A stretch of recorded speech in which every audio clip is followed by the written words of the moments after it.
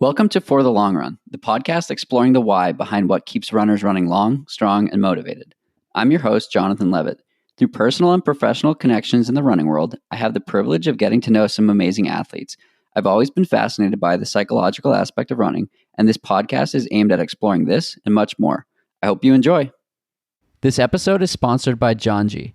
Janji is a local to Boston running apparel company dedicated to exploring, connecting, and giving back through running. Inspired by travel, informed by function, and built for adventure, Janji makes running essentials to equip you wherever you run or roam. The company was founded on the core belief that water is a human right and donates 2% of their sales to supporting clean water organizations around the world. I've known the two co-founders of Janji for over 5 years, and it's been a privilege to see them grow and increase the level at which they've been able to give back to the running community and to the world in general. Welcome back. I have Erika Kemp joining me on the podcast today. Erika, thanks so much for taking some time to chat. No problem. Happy to be here. Sort of. For sure. Be virtual. There, yeah. Happy to be on the screen. Well, awesome. So first question is often a challenging one. So we'll start there. Who is Erika? Erika is a 25-year-old New Jersey native, actually born in Japan, but raised in South Jersey. She got tired of winter, so she went down south for a few years for college and then came back up north to Boston to get the seasons and continue her running career. She enjoys video games, movies, music, all the things, books, what have you. She is a formally trained barista and hasn't always loved running, but definitely loves it now. Awesome. And we were introduced by a friend and teammate of yours, Dana Giordano, who is a teammate of the BAA High Performance Team. So how long have you been on that team? I joined the BAA High Performance Team in September of 2018, so just about 2 years ago. Awesome. And do you remember your first run in life? In life? Oh, in man, life. I thought you were going to say first run in High Boston, because that was like a crazy one. We'll get there. First run in life was my freshman. Well, I mean, I guess if you count like middle school mile tests, I guess that was the first actual run. We cheated and set the school record. We just cut through the soccer fields and ran like a 5:30 mile at like age 12. Destined for greatness. Right, for sure. In high school, I missed the first few weeks of the track season because I didn't think I was actually going to do it. My soccer coach, not bullied me, but definitely heavily persuaded me into finally coming out for the team. So that was probably the first time I ever actually went for a run. And fast forward a little bit, when did you realize that you were pretty good at it? I would say towards the end of my first track season, freshman year. Since I had never done track before, my coaches just put me in every event in ascending order. So we started with a 200 at a meet, and it was not impressive. So then they just kept bumping me up in distance at every meet until I finally placed at an adequate position for them, whatever that is. And what was that distance?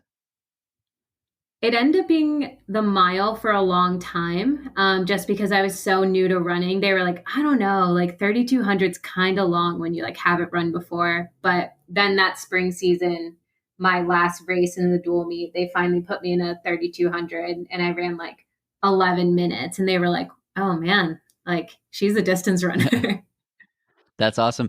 It's funny to hear you explain it that way. The majority of guests on this podcast have been ultra runners, and what was fascinating is that Dana's episode was one of the most popular ones. So it tells me, different opinions and different distances can be a good thing for sure. But it's funny to to hear 3,200 being described as long distance, but when you're running it at the speeds that you run it at, that's about as far as you need to go. Right. And when you So just started out, and it's like literally the longest you've ever done. yeah. So fast forward a few years, you mentioned your first run in Boston was an epic one. Tell me more about that. It was an epic fail for sure. I had just What? moved here. All of my teammates were out of town, and I hadn't even met them yet because they were all out of town. My coach was out of town. So was supposed to just go out for a nice, easy 8-mile run. And I didn't realize that the streets in Boston, like, don't make sense. I thought I could just go straight and, like, just follow my way back. And then I don't know Right, where I totally. ended up. I, like, looked at the map before I Probably left my Beacon apartment. Hill. Like, yeah. I was like, oh, I'll just run towards the river and then I'll just go home. And my 8-mile run on a Monday turned into a 13.5-mile run. And Nice. the worst part was I was like 10 miles in and like so tired and so lost. And I asked this kid how to get like back to my neighborhood. And he was like, oh, I just started at BU. I've only been here for 2 days. I don't know either. And I was like, great. Now we're all lost. Yeah, for those that don't know, Boston, downtown Boston is set up. It was set up for horses, and it's really easy to get out of some of the neighborhoods, but it's really hard to get in. There are a bunch of one ways, and everything is basically concentric circles around Beacon Hill, and it doesn't make any sense. And half of the roads are one way, and they only go one way. There aren't like one way roads going the other way. And then the one that got me was some of the streets just changed name, like at random intersections. So depending on what block you're on, you don't actually know if it's the same street. But So we recently, made it back home. definitely recently I learned that as you go down Com Ave near the pedestrian mall, the streets are in ascending alphabetical order as you go further towards the common from Kenmore. So that's a little fun fact. Oh, yeah. You'll notice that now. Will I remember that? Maybe not. Hopefully. But it Well, would help. awesome. So exactly. So how did you get linked up with the BAA? So when I was finishing up my college career, the former coach of the BA, Rick Santos, he used to coach at Iona. He had reached out and expressed some interest. They were going through turnover with getting a new head coach and getting some new higher ups and just trying to sign some new people. So Rick reached out and expressed a lot of interest, which meant a lot to me that like I hadn't even like I thought I could still perform better, but he had already expressed so much like interest and like believed I had a lot of potential. So once I finished my eligibility, I flew up to Boston, and it was basically like a college visit, which was like the wildest part for me. It was like the college recruiting system all over again. Like you spend a couple days there, they take you through a day in the life, you meet some of your potential teammates and like go out to eat. And it was like kind of fun to just redo that whole college recruiting experience. That's cool. What did it mean to you that you mentioned that he felt or he believed that or you believed that he believed that you had a lot more potential? Yeah, so like I had done well in college. Like I had a conference title and plenty of top 3 like all conference finishes. I mean, it didn't help my case that like Molly Seidel was in my conference, so super stoked with my second and third places. Sure. um but still like and then at NCAA's I finished top 8 once, but I was top 10 a lot. So I just wasn't sure if like my resume spoke to like what I could achieve later, because I definitely had a lot of potential and I was like very consistent and getting better every year. But I wasn't sure if like professional coaches were just looking at like a finishing sheet and they were like, okay, like I want like the top 5. So it meant a lot to me that Ricardo was like, okay, she wasn't like top 3, but she's very consistent and she's getting better. So like, I want to take a chance on her.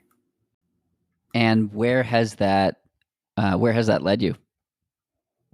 I mean, it led me to Boston with the BAA. We now have a new coach, Mark Carroll, which has been great. It's unfortunate that our season got cut short with him because I think we would have all ran really well this summer.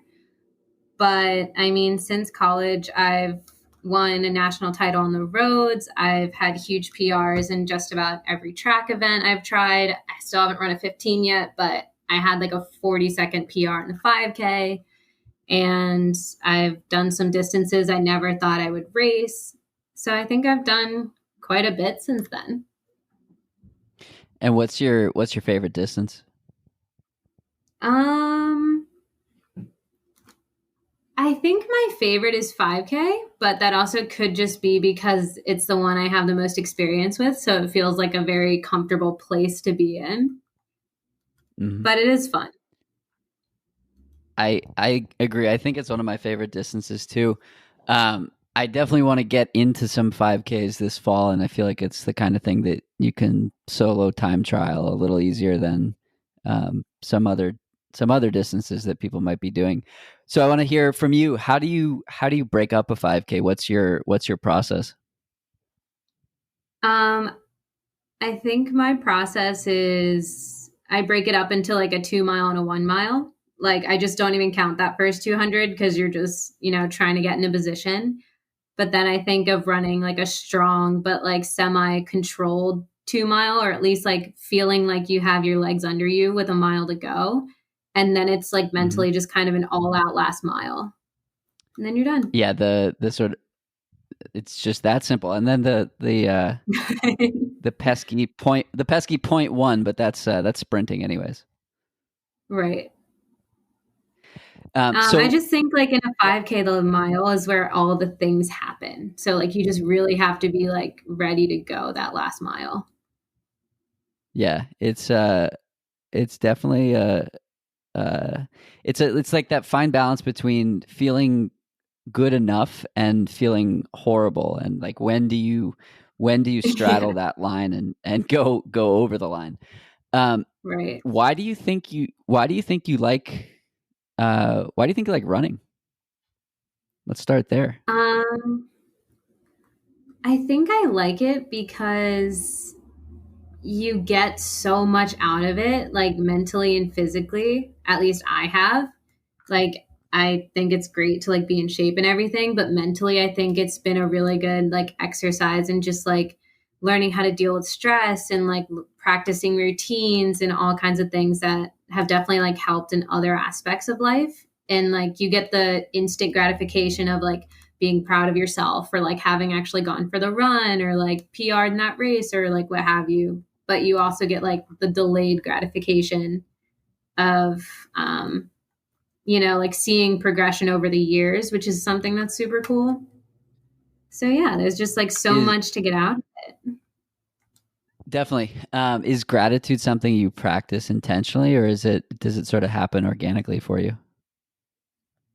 I would say it's definitely more organic, but every now and then, especially like if I'm just feeling like super overwhelmed or super stressed or something, then I am a little more intentional about it. And it's like, well, why are you stressing out when like there's all of these things and like look where you are, and just like trying to bring it back to like being grateful for everything because it definitely makes it easier to deal with it. For sure. What are some of you mentioned lessons in running being sort of extrapolated to life? What are some of the top lessons you've learned through running that have helped you in life? I think one of the first ones is definitely just like strength, like mental strength in general, and like how important your mindset is in like affecting your mood, like how you feel physically. Because if you just like have a bad attitude or like are kind of down and then you go out for a run, like your body kind of follows suit. And then all of a sudden, like you feel heavy and tired and lethargic. But like by just like focusing on your mentality and like having a better attitude, you can turn your whole day around. And I think like learning how to do that in like hard workouts where like I know it's going to be hard, I know it's going to hurt, but bringing a better attitude to it makes it a little easier. I kind of carry that through to other things. And it's like, well, having a bad attitude's not going to make you feel any better. So why don't we work on that? Definitely. And that has a ton of carryover to life in general, but particularly life in 2020. For sure. We'll start with the training side of 2020. What has that been like for you? It's been different, of course. I think it's been kind of fun in that it's just like completely uncharted territory. I mean, like I said, we got a new coach in December. So, like, this entire year has been like, kind of in uncharted waters, but definitely with like being in Boston during a pandemic and having like kind of, I would say we have harsher restrictions than some more like rural states. Like Boston shut down pretty early back in like March and April, and they closed down a lot of parks, and masks are mandatory pretty early on. So it's been kind of fun just figuring out how to work around it and how to work with it, which kind of takes my mind off of like the actual hard training part because it's like, well, all this is new, so we have no idea how this is supposed to feel. And how does the change in like the track trials didn't happen this June, and hopefully they happen next summer. How has the sort of moving goalposts impacted how you've been able to stay motivated and engaged with some higher training? I did really well for a while. So once we heard that like the trials were pushed back, we were like, okay, like it's fine. We're just gonna take advantage of the fitness we've built and we'll do some time trials and maybe hope for some late summer races and like just like got ourselves pumped. But after like 3 or 4 months of just training so hard and doing these like epic workouts and then not having anything on the calendar, I just kind of like sat down with my coach and was like, I don't know if I can do this for another like 6 weeks of like training this hard and psyching myself up with like no goal in sight. So he was like, don't worry about it. Like, if the motivation's not there, like it's not there, like you're healthy, you're fit. Just, he basically gave me the rest of August off as far as like workouts went. And he was like, run when you feel like it, like enjoy yourself, find some joy in it again, like find your motivation, and like we'll regroup in September. And so where are you from a motivation standpoint these days? A lot better now. Honestly, having those like 3.5 weeks of no workouts, it like gave me that like itch again to want to run hard. Because I was just like running easy and running whatever distance I felt like on the day. But now I'm like craving that structure and excited to like put on my flats and go out and do a harder effort. So I think it was good. Cool. And how has so have you been training with the team, or has it been mostly individual? So for the first, like, I would say 7 or 8 weeks, it was individual. And that was so strange knowing that we were all home and we were all in Boston. But we were told by the club that we should just kind of like keep to ourselves and like really keep our distance and just like run on our own, do our workouts on our own for that 8 week period until we saw like how the city kind of handled everything. So that was super strange, especially when I started to like see Dana like on the river and we were doing the same workout, but like we weren't supposed to be doing it together. So we would just kind of run past each other and wave. And it was like, this could be so much nicer if we were together, but like when the time is right. But now we're back to working out as a team. It must be so hard to go from structured workouts with teammates who are similar fitness to not having that. Dana messaged me a couple weeks ago and was like, hey, because we both are down the Cape or have been down the Cape a lot. And she was like, what are the chances you could pace me tomorrow? And I was like, well, I can't keep up with you, but if you meet on a bike, sure. Right. So I think that was like one of the first workouts she had done with somebody else in a while. And Right. I can't imagine like going from having that every single day to just like cold turkey. It was weird for sure. Do you think that once it's back to a bit more normal that there's going to be like a renewed sense of appreciation and gratitude and with that, maybe a little extra oomph? Yeah, I think so. I mean, the last couple weeks, we finally like have everyone back and everyone's starting to work out. So we've been meeting on workout days with our team is like fairly small. We only have like 6 or 7 people. Um, but it's been so nice. Like even last Friday, I want to say it was, Dana and I weren't working out yet, but we still like came to watch Elena's workout and just like see Mark and the guys. And it was so good to just like have everyone there. And we were like, wow, this is what it's like to like have a team. And you just kind of felt like giddy like the first day of school when you like get to see all your friends again. Yeah. And you're like, oh my God, I'm not alone. What does the Boston running community mean to you? It means a lot. I think it's like such a not I don't want to say weird, but like I did not really know much about Boston before I came here. Of other than like the marathon obviously, but I didn't realize there was this huge like running culture and it's like not just pros. Like there is a huge scene for anyone and everyone who loves running and I think it's super cool that you can always connect with someone or find someone to run with if you're like anywhere around the city of Boston. Yeah, and I think what I love most about it is that, like you said, there are so many different speeds and skills and paces and places to work out and hills and flat areas and all that stuff. I got into a groove pre-COVID, obviously, where I was doing most of my runs with somebody, and it was a different person every day of the week, which served a pretty good purpose. Like my easy runs or recovery runs would be with coworkers, and I have some fast friends that I would do workouts with, and um, long runs, and it's just like, yeah, there's a person for every run. Which is so nice. I feel like you can't find that everywhere.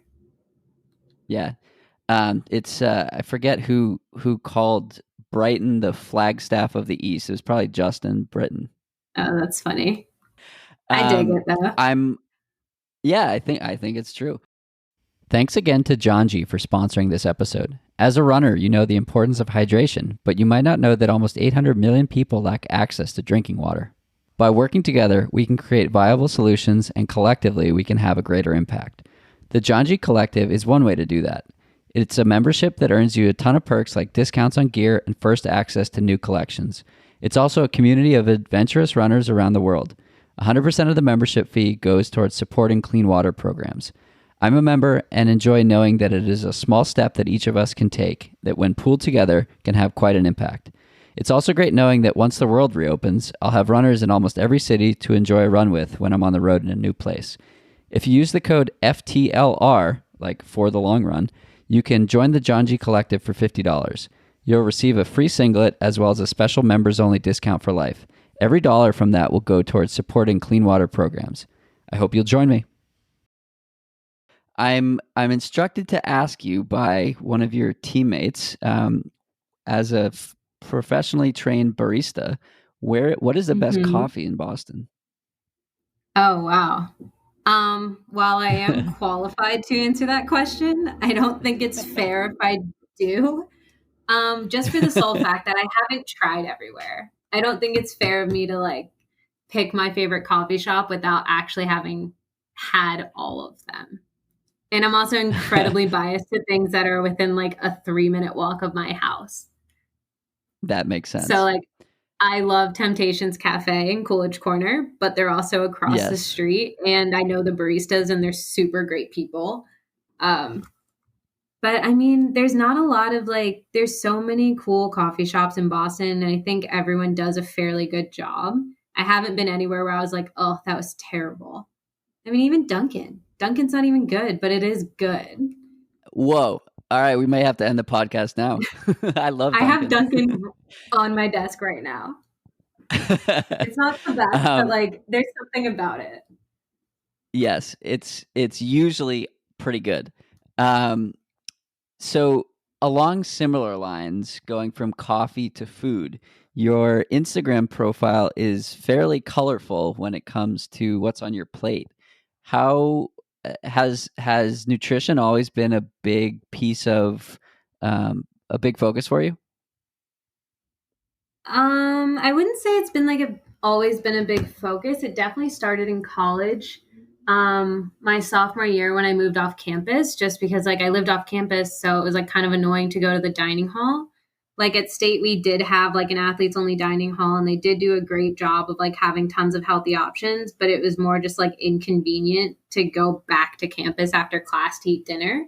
And then that summer, I also took an online nutrition course for one of my summer classes that like we obviously learned a lot and like had to do these like food diaries. And I was more shocked that like I thought I ate like a really like varied diet and it was super colorful and like I was doing a good job. And then I saw my diary and like half of my nutrition was coming from the ice cream I ate after dinner. And I was like, wow, I should really like do better. And I also really As long as enjoy the cooking. what are some of your staples? Um, I'm a sucker for a good rice bowl just because it's like Yep. the easiest way to describe like a mess on a plate.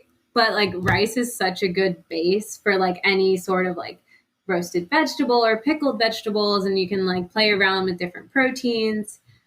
Yeah, just endless Cool. possibilities. It sounds delicious. I might have to have a second lunch of that today. Um, Switching gears entirely, you mentioned you were born in Japan. How long did you live there? I was only there for 6 months. Both of my parents were active duty in the Air Force at the time. So I was born on a U.S. Air Force base in Okinawa. And then shortly after, they got transferred back to the States. So I don't have a lot of memories there, but I'm hoping that one day I can go back and just like visit the base and like just see where it was because it's such a cool, fun fact. Like my passport says born in Okinawa because that's true, but like I have no memory of it. And so you haven't been back? I have not. Hopefully, that's a post COVID world bucket list item that you can check off soon. Oh, yeah. Um, Jumping back to running, when you are far along in a race, call it a mile or 5K, what are you thinking about, three quarters of the way through? That's pretty far in. Yeah. um, I think that far into the race, you're starting to think about that finish line and you're starting to like gauge where you're at versus like where you wanted to be and kind of going through that or at least preparing to make that like final big decision of like how you want this race to go. Because if you have a quarter of the race left, you're like almost done, but you still have enough time to like, if you're not in the right position or if you're not where you want to be or you don't feel how you want to be, like that's definitely a time to make that decision and commit to it because you don't really want to wait any longer to make that commitment. Do you have any mantras that you think of when you race?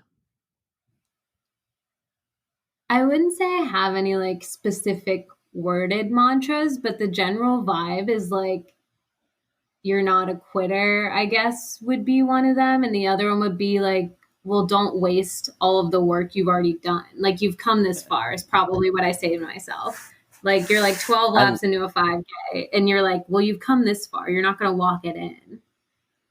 I love that. I have a friend who I met through November Project in Boston, and he would run the stadium, and he would say like, if you were close to a PR, he'd be like, don't blow it now. You've you've worked this hard. And so I was in a phase Seriously. of 5K training at that time, and so I would think of that like 2.5 miles in, like don't blow it now. Like you've worked this Right. hard, and it worked. It's like, yeah, if Yeah. you've done it for 2.5 miles, what's another couple minutes? Exactly. So talk to me about a time when you experienced something that some might consider failure, but you learned from it. That's a good question. That some might consider failure. I think that's a tough one for Or me because I'm super tough on myself. So like not that everything's a failure because I am like very positive about it, but hmm. I would say my senior year at ACCs, we were in Miami and Coach Hennis put me in the 10K. So I would only have to run one race at the beginning of that meet. And then I would have the rest of the meet off and I could like kind of enjoy Miami a little bit since I was missing graduation, which seemed like a nice thing at the time. Granted, I had not trained for the 10K. I missed my entire fall base with an injury. Like I was definitely healthy enough to run it, but was I 10K fit? Not at all. Um, so she convinced me to do this race, and I ended up third, which I was, which as a senior who could have potentially won like a conference championship was really sad at the time. And I felt like I let my team down and I let myself down. And like, there goes my whole like Wolfpack legacy. But at the same time, like, I hadn't been training that long. I hadn't had the miles under my belt. I toughed it out. I still ran like second lifetime PR in like 85-degree, 100% humidity conditions. The girl who ugh, won ended up setting the ACC record. So I was like very proud of myself after the fact, but it definitely took like a couple weeks for it all to sink in after the initial, like, well, you blew your last chance at a championship. and so what were those couple of weeks like? They were weird.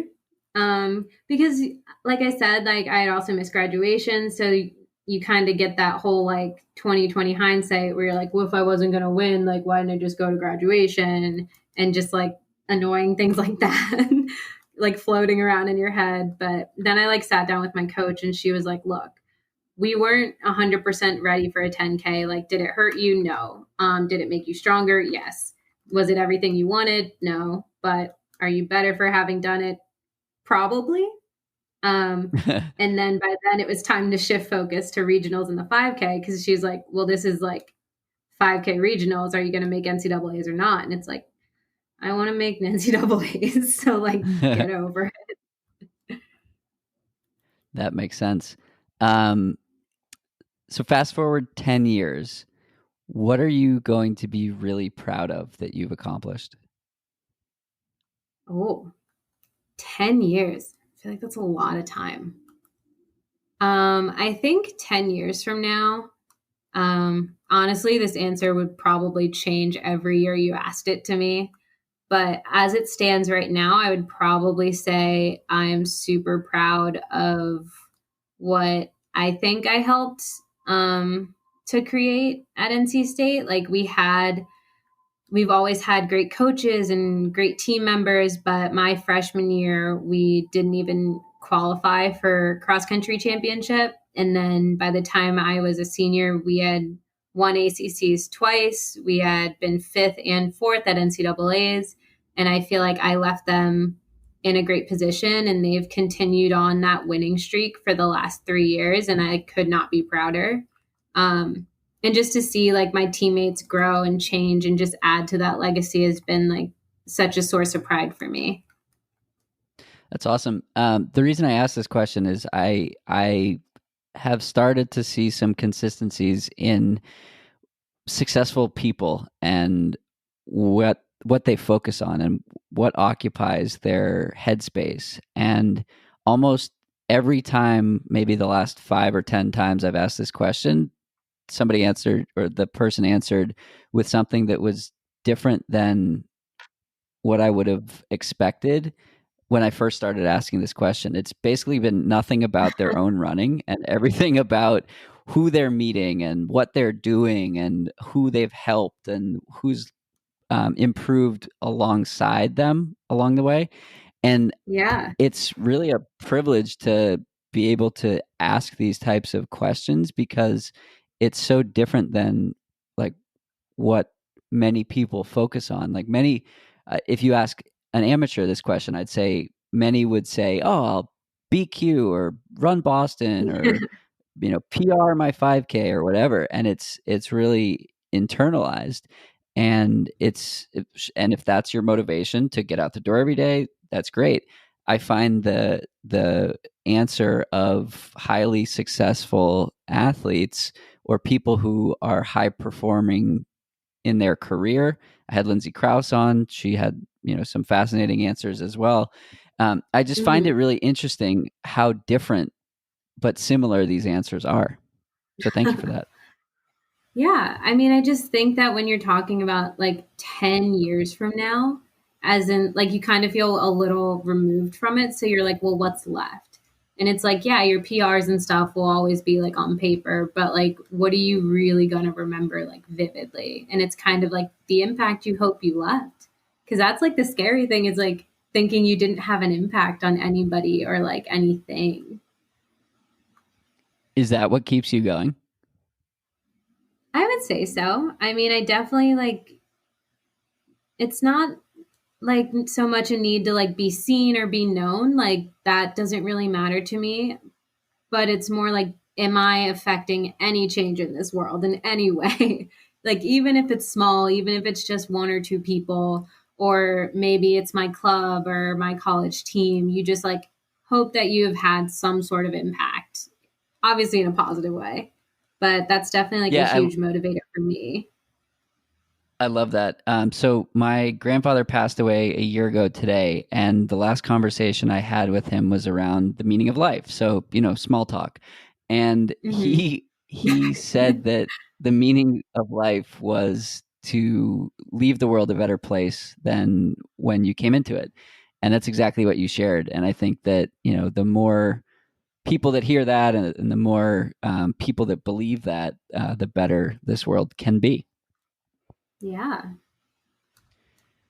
So, y- how does psychology play into your relationship with running? It looks like you studied psychology in school. So how do you take what you learned and apply that to life? Yeah, I got my undergrad in psych and I worked in a couple of undergraduate research labs. And I would say it's helped a lot and definitely made me a better person and definitely a better runner. Just kind of learning how other people work in general, like learning about the brain and emotions and all of those things kind of made me feel more normal. Like I think sometimes when people have like negative feelings or like negative thoughts, they think like, oh, either I'm a bad person or I'm not handling this well. And they just think something's wrong with them. And I think learning about all that stuff for me made it a lot more normal. And it's like, oh, this is all part of like the normal human experience. Like you're gonna have highs and lows, and everybody feels this way. It's just a matter of how you react to it. So I think it made me feel a lot more normal, and I was a lot. I was able to like recognize a lot of those like negative things a lot easier, and like put words and terms to them, which in turn made it easier to deal with. And I was able to like kind of just carry that into like being an athlete, where it's like when you're struggling with motivation or you're down on yourself or lacking confidence, just learning that literally everybody feels this way and like you're not crazy was just a really big thing for me. Yeah, I think that's a huge realization that people are having lately that like nobody's life is perfect and everybody struggles, and the fact that everybody's struggling doesn't make your own struggle easier, but it's a little more it's maybe reassuring, or you can relate to people better. I think it's important to recognize that. Yeah. I mean, everybody has, even like, I would say in general, I'm like very happy with my life, but that doesn't mean some days I wake up and just like feel terrible. Like everybody has Yeah, those days and like it's okay. definitely. What do you do on those days to get out of bed? I I found it's been really helpful to just force myself to stick to my routine. So like I get up about the same time every day. I have my breakfast, I have my coffee, and then I get ready for practice. So the days I wake up and I'm like, God, I really don't want to do this, or like, I don't know why I feel like I'm in such a bad mood. I just woke up. But things that I found to be helpful is just to force yourself to stick to that routine, because I found like the longer I'm in that routine, like the more okay I feel. Because, nothing's bad has happened. I just woke up. So then it's like, all right, like you might be in a bad mood, but just have your breakfast. And then you're like, okay. And then it's like, okay, have your coffee. And then by the end of that, you're like, okay, like I'll just do the next step and then the next step and just take it one thing at a time. But it just gives me a sense of like normalcy and like things are going okay, even though I don't feel okay. And it's been super helpful. Yeah, I think routine is super helpful for sure. Well, awesome. So, if we want to follow along with your adventures, where can we find you on social media? You can find me on Instagram at I'm Tiny Rick, Rick spelled RIK. And my Twitter handle is also the same. Granted, I don't actually tweet from it very often because I forget that that's like a thing you can do.